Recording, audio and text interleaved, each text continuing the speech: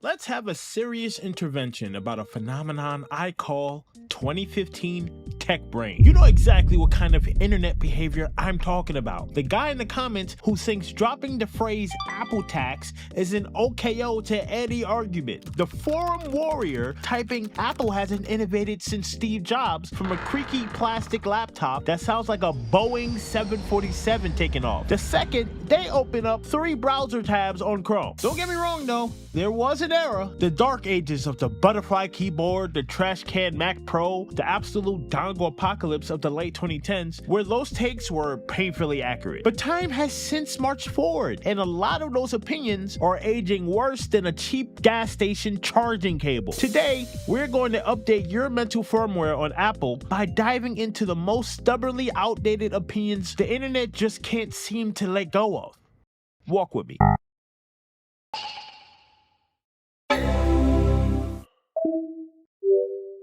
Sup, Rotten? Let's start with the heavyweight champion of outdated internet takes. Apple products are overpriced. 10 years ago, you can build a massive glowing Windows tower for half the price of a Mac that would run absolute circles around it while rendering video. Then Apple introduced Apple Silicon. They ditched Intel and built their own M-series chips, completely breaking the price to performance matrix. Looking at a base model MacBook Air today, finding a Windows laptop at that same price point offering the same battery life, build quality, screen color accuracy, and performance without catching fire on your lap is a massive challenge. Scrubbing through massive 4K timelines or rendering heavy 3D scenes barely makes the CPU flinch on a modern Mac. The competition at the same price point is often thermal throttling so hard that you can fry an egg on a chassis, not to mention having to plug up for a charge way more often. The baseline entry, the MacBook Neo, offers the best value in the notebook market right now, and every other Mac for sale has at least 16 gigabytes of RAM. Well, okay, how about phones? Well, the iPhone flagship costs around $1,200, which is a lot, don't get me wrong. However, so is every other flagship Android phone. Why I see Apple only getting flack for it, I'll never understand. Just like how I'll never understand how you haven't hit subscribe yet.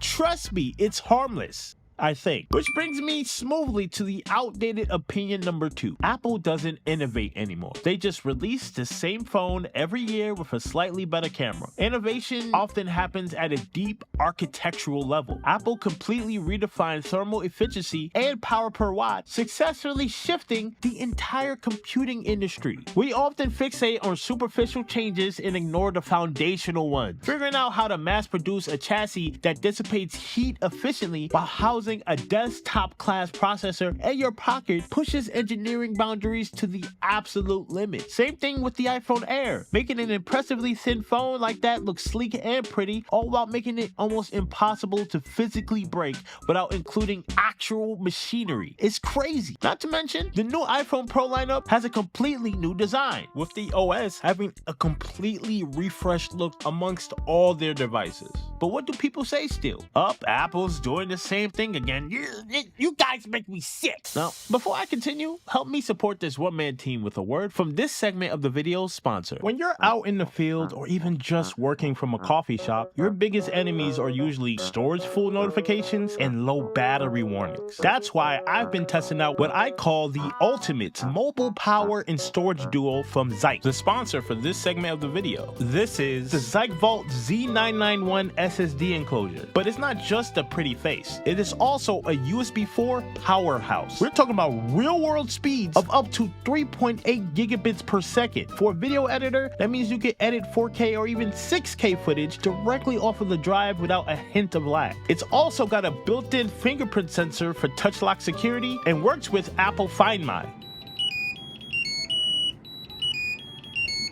So, if you ever leave your project files behind, you can track them down easily. It's about 2/3 smaller than their previous models, making it the perfect pocket-sized companion for a Mac or iPad setup. But fast storage doesn't mean much if your device is dead. That's where this ZIKE power bank comes in. This isn't your average lithium-ion brick. It uses a 10,000 milliamp hour solid-state battery. Solid-state technology is the holy grail of batteries because it's incredibly stable, virtually eliminating the risk of swelling or overheating. It delivers offers up to 30 watts of fast charging, which is enough to fast charge an iPhone to 50% in about 30 minutes. It's got magnetic alignment for the perfect snap-on fit and is built to last for over 1,000 charge cycles. Together, these tools solve the biggest headaches for any creator. You get the speed and security of the Vault Z991 and the next-gen safety of the ZIKE solid-state power bank. If you want to grab the ultimate mobile power and storage duo for your own kit, I've got links for both the ZIKE Vault and the solid-state power bank in the description below. And huge thanks to ZIKE for sponsoring this video and pushing the envelope on what mobile tech can do. And then there's that classic safety blanket that gamers hold on to.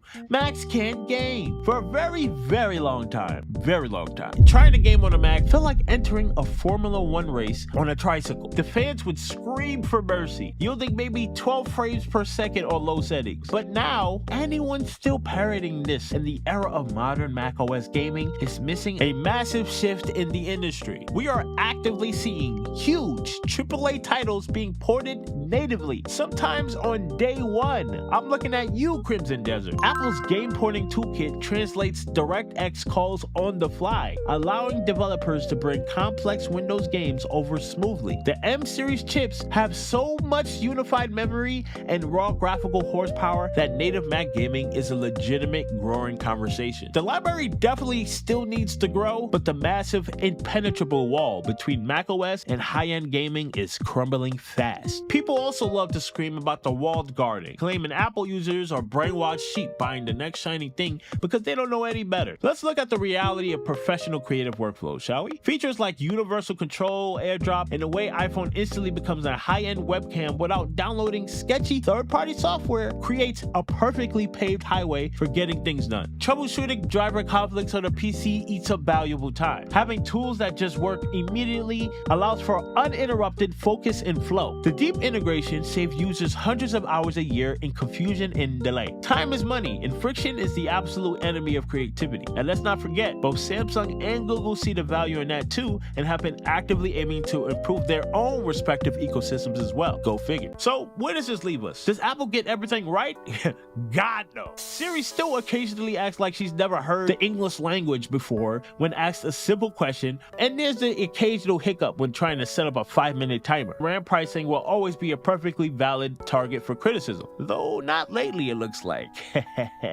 No one is calling them a flawless entity. It's just that the lazy copy-paste criticism from a decade ago just completely failed to land anymore. And quite frankly, I'm tired of hearing it. Apple, just like any other company, should be subject to ridicule from consumers too. I know that more than anyone. Just look at my channel. Anyone wanting to critique Apple today has to actually step into the present though. Critique their App Store developer policies. Critique their right to repair hurdles that still needs improvement. Talk about how their cloud storage tiers force users into weird, uncomfortable subscription brackets. Those are real modern pressing issues. It's time to retire the old talking points. Please update your firmware, update your opinions, and admit that a company that can actually make genuinely great hardware without it being a part of a grand conspiracy against the consumer. Thank you. Now, how do you feel about people's opinions on Apple? Let me know in the comments. And if you'd like to support this one-man team, check out my Patreon, where you can get exclusive perks like getting access to videos early, getting your own Ryan avatar made, and more, along with my Ryan and Ryan Pro subscribers, Vasco, Francisco Beck, Carl Williams, Miss Game, and Cassidy Bond. Thank you all for the support, as it keeps me dropping videos consistently, and thank you, viewer, for watching. If you want to see more of me, you know what to do. I knew it was only a matter of time before I made a video like this. And sure, maybe those comments that I see all the time were made by literal bots just regurgitating the same argument over and over again for engagement, but that's neither here nor there. Good night, everybody.